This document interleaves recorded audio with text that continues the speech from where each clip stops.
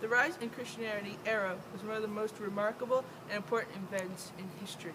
Christianity originally began with only a few thousand believers, and 2,000 years later has become one of the most common faiths in the world. Now, we don't have any footage from over 2,000 years ago, so moving on. There was a robbery on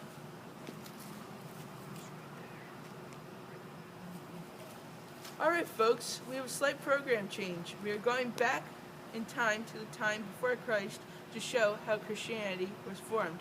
So get into your DeLoreans if you wish to join us. If not, just stay tuned.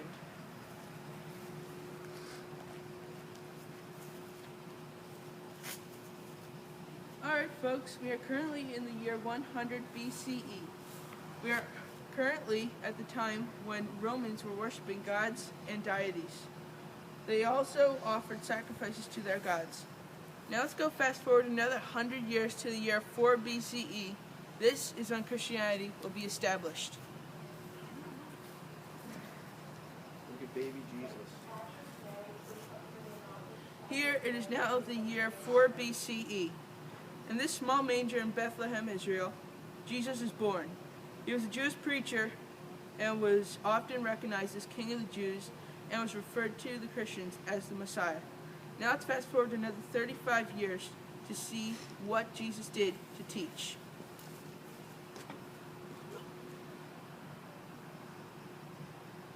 Here it is the year 29 AD. We see Jesus preaching to his disciples in Galilee.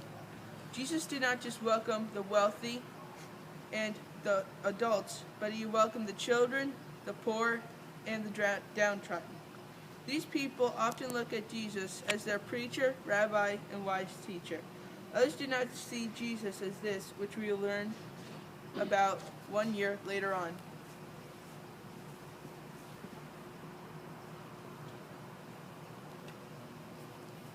While many believers looked at Christ as a wise teacher, many accused Jesus of blasphemy.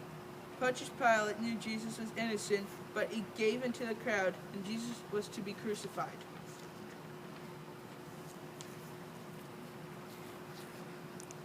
Jesus dies on the cross at the age of 33. He will then rise from the dead on Easter Sunday, and then will rise back to heaven 40 days later. Now let's fast forward to the year 48 AD with Paul.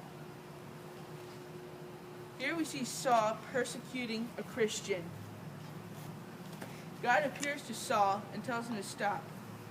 Saul then changes his ways and spends his time spreading the word of God. Saul preached to the Jewish communities and the poor and slaves. God then changed his name from Saul to Paul.